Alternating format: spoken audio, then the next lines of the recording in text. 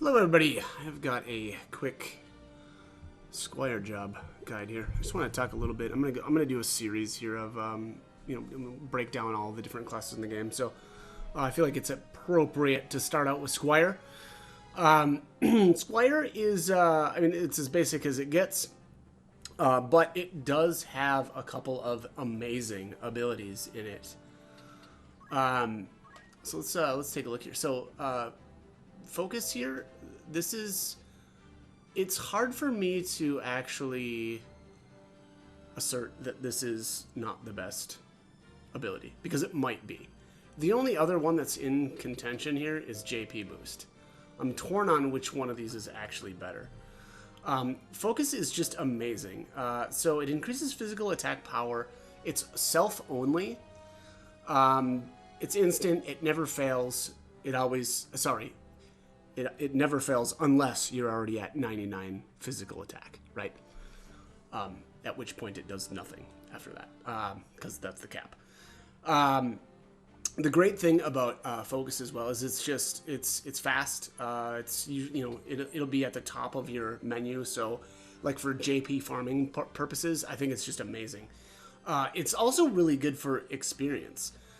Generally, the way that this game works is that if you take an action on an enemy or another character that is higher level than you, you get a lot of experience. The problem, though, is if you take an action on a target that is lower level than you, you'll get almost nothing. The happy in between is when you take an action on yourself, which Focus fits the bill there. You will always get at least 10 experience, unless you've got an experience modifier of some sort. Again, I think that Focus is amazing. It makes JP farming super easy. It makes experience farming pretty easy as well. Again, you use Focus 10 times, boom, you've got a level, right? So that's my take. Rush, I don't like as much. Obviously, I think Rush is nearly pointless, and I probably wouldn't even recommend getting it. Attack by ramming into the enemy's body. The one thing that this does is, on occasion, it will push the enemy away from you, which can be interesting in certain scenarios where you can actually knock enemies off of high ledges and stuff. So that's kind of interesting, but you're not really going to have that scenario popping up when you are running around as a Squire. Again, Squire is for the first chapter, I suppose. You'll get a couple of battles in as a Squire, but after that you'll get into some of the other classes, and then it just won't matter. But yeah, I don't know. This command is not great. Stone is a little bit more interesting. Lava Stone at a far off foe. Now the range is 4, so that's okay. That's not amazing, but it's okay. Unfortunately, it is very, very weak. You're not going to be doing much damage at all with this. It can be nice at the very beginning of the game, like the first couple of battles. It can be okay, right? Because HP totals aren't very high. Nobody's really doing a whole lot of damage at that point anyway. And it can be a way to get a little bit of extra damage on something that, maybe you need to finish it off or whatever. But not honestly that great of a skill either.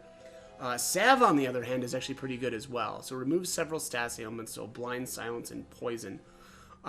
Poison early on, and actually, to be fair, throughout the game, poison is actually kind of a nasty status effect. It will always do a percentage. I think it's 10% of your maximum health.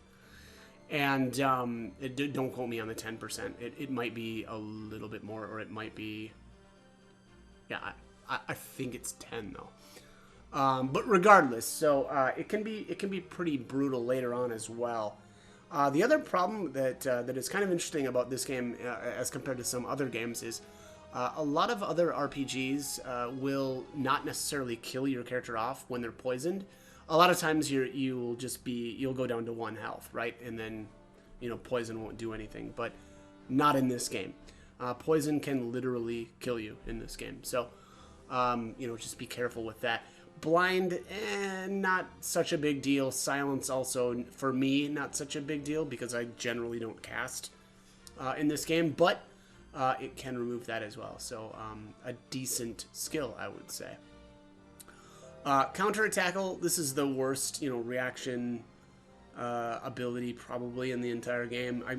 I mean, maybe there's some worse ones, but I suppose also though at the beginning of the game you don't really have much for options, right? So I guess if you've got extra JP, you can learn this, but I would not prioritize this over, focus, salve, or JP boost. Maybe after that, then maybe, but even then I'd probably take move +1. So yeah, so that's my take on counter tackle. Now, counter tackle I believe can do the same thing as rush, in that I believe it can knock the enemy away from you, which has some advantages that I kind of have already talked about, but not that big of a deal. Equip axes. Now, I don't ever use axes in this game. I think axes are pretty much junk. And the reason for that is they've got a random damage component to them. So you can't really count on how much they're going to do. Sometimes they'll hit really hard, sometimes very, very weak. So I don't typically mess around with anything that's got sort of like a random damage component to it. So don't like axes. Beastmaster. Beastmaster is actually a really interesting ability in very certain situations, though. I would say probably the average playthrough, you're not going to use this at all, unless you decide to do the level up, level down trick, or if you're running around with a bunch of monsters. Basically, what it does is every monster, well, not every monster, but a lot of the monsters have like 3 abilities, right? That's not always the case, but they'll have 3 abilities, and then some of them have a hidden 4th ability, and the 4th ability is sometimes extremely useful, in the case of the Mind Flayer. So the Mind Flayer is a squid-looking, enemy, and that 4th ability there is basically, it's called level down. And if you're familiar with the level up, level down aspect of this game, basically what it does is you can level up as a class that has really, really good stats, a really good stat growth, I should say. And then once you hit whatever level you want to, then you can level back down as a weaker job that has really bad stat growth. And so at the end of the day, you'll come out ahead. I would say that the Mind Flayer is probably, in my opinion, it's the best way to level down. You can recruit a few of them. I usually go with 3.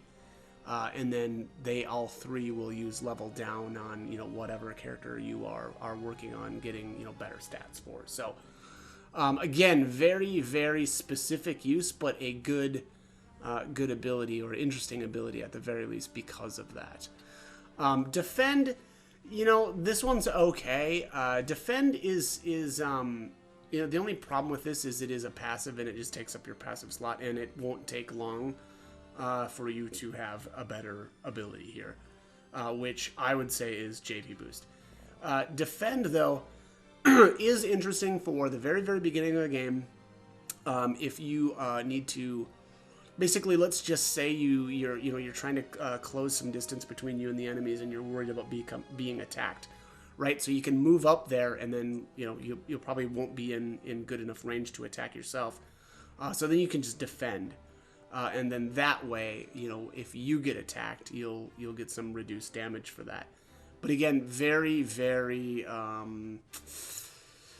you're really not going to probably use the defend command very much throughout the course of the game. So, and here is JP, and the reason probably really why is because JP boost is so good.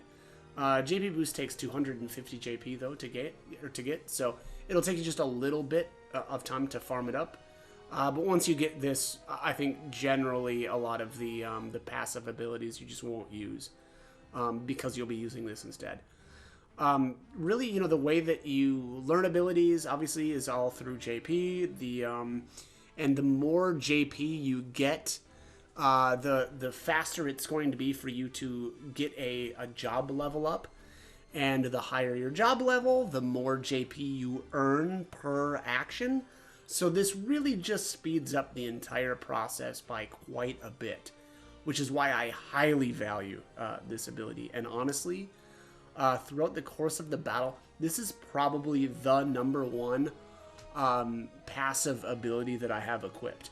You know, towards the end of the game, it's a little bit of a different story, right? Because I've already learned all whatever the abilities that I want to learn and all that. So then I will finally get rid of JP boost in favor of some other skill. But generally, I've got JP boost on my characters throughout the entire game. Lastly here, you've got move +1. You know, decent ability. You know, early on in the game, your characters are just not able to move very far, so getting the move +1 out of the Squire is a good call, I think. And this is pretty cheap. I think it's like 200 JP. So that's my take on the Squire abilities. Again, high priority for JP boost and focus. Focus is just an amazing. I mean, the two of them combined, by the way, just make for really, really good JP farming and very easy JP farming. You know, the other ways are like, you know, so you either have to like take an action on an enemy, thus you have to like attack them or whatever. But like, you know, if you just want to farm JP, it is an amazing combo, actually, to have those two abilities. So, lastly, let's talk equipment here. Basically, Squires can equip maces here, like this one, or flail. Well, yeah, I guess it's considered a flail. Same deal, though, or same difference. They can also equip swords, and then they can equip the axes. Now, I've already said the reason why I don't like the axes is because the random damage component. It's actually the same thing with the maces. They just, or flails. Yeah, I guess technically this is called a flail, right, in this game. There's a random damage component to the flails. So same thing again. I don't really like that. The other thing is I guess it doesn't really matter as a Squire, but the axes are two-handers, so that's a problem as well. You know, if you wanted to, I don't know, let's just say equip shields on your Squire, which I don't know why you would do that, but you could do that, and then you could be able to use a shield, but. You know, so that's not as big of a deal, but things like there's just really good. There's also really good swords in the game. So like you've got the Moonblade here. This is the best one, and this is, you know, got an attack rating of 20, block 15, and then you can, when you equip it, you have haste. Now, honestly, you're not gonna have probably access to the Moonblade while you're leveling your Squires. Your Squires are, you know, you're probably gonna grow out of them, you know, at least within the first chapter, maybe after even the first couple of battles. So you're not really going to make your way into this sort of equipment anyway. So honestly, this probably doesn't really matter that much. But yeah, you can also use daggers. You know, I think though there is a case to be made for not equipping any weapons at all and just going bare fist. Because with your bare fist, you can do actually quite a bit of damage.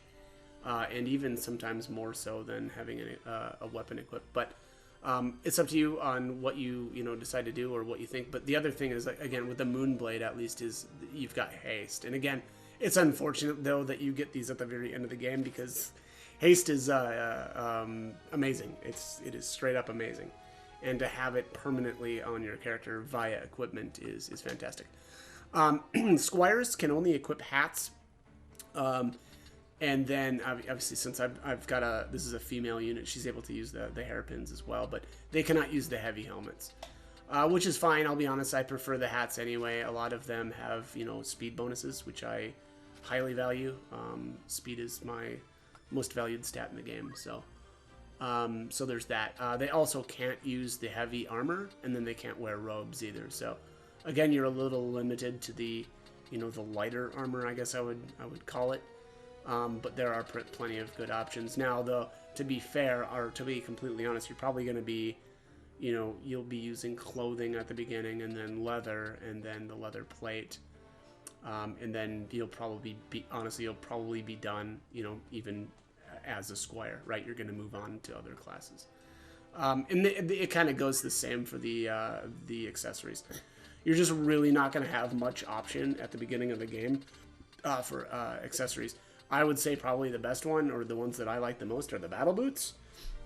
At least up until, you know, these get upgraded to like Germinus boots later on in the game. But For the first chapter, which is probably the the vast of the time that you're going to spend as a squire, you'll only really have access to stuff like the battle boots. So that is what I like to use for equipment. So that is about it for the squire. Again, it's your base class. Everybody has access to it immediately. The equipment is it's okay. Unfortunately, they can't use shields, but you're also not going to be spending that much time as a squire, so I don't find that it matters that much. But learn focus. And I should say learn focus and JP boost. That combination is amazing for farming JP, and to some extent your experience as well. So, all right, that is all I've got for the squire. As always, I hope this guide was helpful, and hope you join me for more videos. Thanks for watching.